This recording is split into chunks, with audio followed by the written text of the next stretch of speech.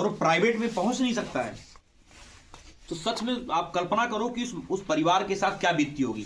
लेकिन बाबा ने कहीं 50 बेड का भी अस्पताल नहीं बनाया। मैं पूछता हूँ कई बारी इस बात को। ये सारी बातें जायज है। आप जो कह रहे हैं कि ठीक है, उन्होंने काम नहीं किया, शिलान्यास का शिलान्यास किया, उद्घाटन का उद्घाटन किया, फिर भी कुछ तो ऐसा है जो सत्ता में टिके हुए हैं। और ये क्या है? क्योंकि जब तक इसका एनालिसिस नहीं होगा तब तक जो विपक्ष में हो विपक्ष में ही रहेंगे, जो लोग सत्ता में है सत्ता में रहेंगे। एक सवाल यहां और उठता है कि 2012 का जब इलेक्शन हुआ होगा, उस वक्त यह कहा जाता था, या नेताजी के समय में यह कहा जाता था कि ओबीसी का एक बड़ा वोट बैंक समाजवादी पार्टी के साथ था, उसमें से मैक्सिमम लोग टूट करके बीजेपी के साथ चले गए।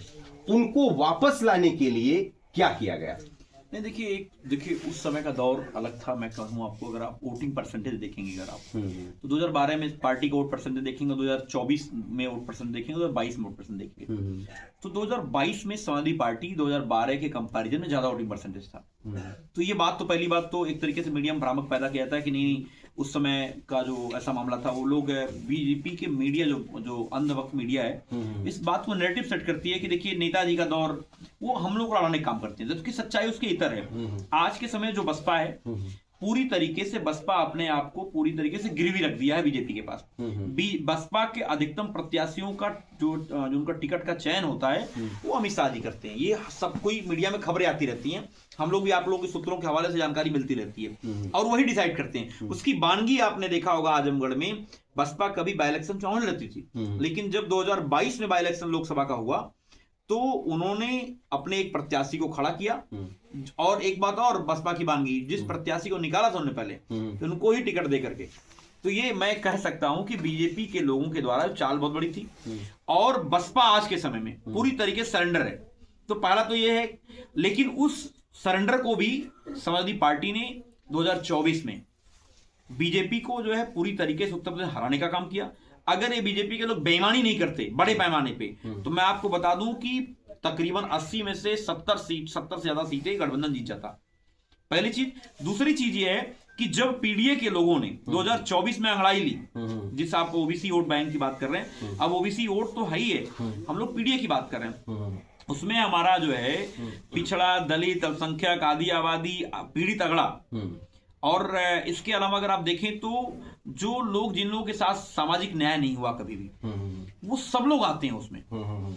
और उसमें सबको साथ लेकर के जो चलने की कुवत अगर पूरे देश में किसी नेता के अंदर है तो माननीय राष्ट्रीय अध्यक्ष आदरणीय अखिलेश यादव। एक बार मैं आपको रोकना चाहूंगा। आपने कहा कि अगर बेईमानी नहीं होती चुनाव में, तो पिछला चुनाव यानी कि जो सेंट्रल गवर्नमेंट वाला था, उसमें तकरीबन 80 सीटें जीत जाते, 80 सीटें, जबकि पॉसिबल 70 सीटें जीत जाते। तो अगर बेईमानी करके ही वो सब इलेक्शन जीत जा रहे हैं, तो फिर उनको, जैसे आपने कहा कि बहुजन समाज पार्टी अब उनकी हाथ में है, उनके अकॉर्डिंग जो है कि चल रहे हैं, तो अगर वो अगर इलेक्शन जो है कि बेईमानी करके चुनाव आयोग सेट करके जीत जा रहे हैं, मीडिया मैनेज करके सीट जीत जा रहे हैं, तो फिर उनको क्या जरूरत है मायावती जी को जो है कि नहीं, आपने जो सवाल किया था कि इसके पहले चुनाव क्यों जीत रहे हैं, हाँ, मैंने आपको एग्जांपल बताया कि 2017 का इलेक्शन का समय कुछ और था, 2022 का इलेक्शन हुआ, हम लोग बसपा के साथ उनकी मिलीभगत हुई, इसके अलावा वोट चोरी हुई, और बकायदा हम लोग चुनाव आयोग को प्रूफ दिए, मतलब 18,000 एफिडेविट देना आप। इसके अलावा जो बेईमानी हुई, उस बेईमानी से समाजवादी पार्टी ने अपने आप को जो उससे निजात पाई और उनकी बेईमानी को पकड़ा भी और उनको प्रूफ दिया। 2024 में उसका रिजल्ट भी आपके सामने आया।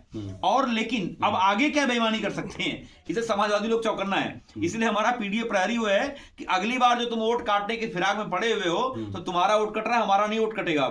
हम लोग चौकन्ना है, हम लोग अपना एक एक वोट, हमारा जो समाजवादी पार्टी का कार्यकर्ता एक एक वोट बूथ तक लेकर पहुंचा कर डलवाने का काम करेगा और आपको बेनकाब भी करने का काम करेगा, और बेनकाब किया भी है। तो ये है पहली बात, तो जान लीजिए। मैंने आपसे कहा कि आप अगर कल्पना करो कि कई सारी ऐसी सीटें थी लोकसभा की जहां पर बीजेपी ने बड़े पैमाने बेईमानी की, और वो आपके पास डेटा होगा, आप चेक कर लीजिएगा, उसमें बेईमानी हुई है। मैं एकदम ऑन रिकॉर्ड बता रहा हूं कि 70 से ज्यादा सीटें वो जीत सकते थे अगर बेईमानी नहीं करते तो। ठीक है। और ये तो 70 से ज्यादा, अगर अभी जितनी सीटें हैं उन सीटों को अगर हम विधानसभा की सीटों में कन्वर्ट करने की कोशिश करें, तो एक तरह से पूर्ण बहुमत की सरकार दिख रही है। लेकिन SIR के बाद जो जनता के बीच में एक माहौल है, जो जनता के बीच में माहौल है, लोगों के अंदर कहीं ना कहीं एक अविश्वास पैदा हो रहा है कि फिर से जिस तरह का बिहार में रिजल्ट आया उस तरह का रिजल्ट ना आ जाए। आप 2027 के रिजल्ट को कैसे देखते हैं? देखिए 2027 में मैंने बोला कि जिस तरीके से समाजवादी पार्टी ने काम किया, हमारे कार्यकर्ताओं ने काम किया है, हमारी पार्टी का जो फ्रंट लाइन वर्कर है वो काम किया है, बूथ वाले सेक्टर वाले लोगों ने काम किया है, तो निश्चित तौर से 27 हमारे सामने दिख रही है बड़ी मार्जिन चुनाव जीत। हम लोग लग रहा है कि बड़े मार्जिन जीतेंगे, पूर्ण बहुमत सरकार बनेगी और इसमें कुछ शक वाली बात नहीं है। आप इसमें कोई संकोच मत रहिए और ये गारंटेड बता रहा हूं कि किस तरीके से मैंने बताया कि जो बीजेपी के लोग खुद हतप्रभ है, खुद परेशान है, हताश, निराश है। आप बताओ अगर परेशान है, हताश, निराश नहीं होते तो मुख्यमंत्री अपनी कोर मीटिंग में ये बात को जिक्र कर रहे हैं कि 4 करोड़ वोट पीडीए के नहीं कटे, हमारे वोट कट रहे हैं, तो वो परेशान है। चलिए ठीक है, इन्हीं सब चीजों के साथ ये इंटरव्यू हम यहीं खत्म करते हैं।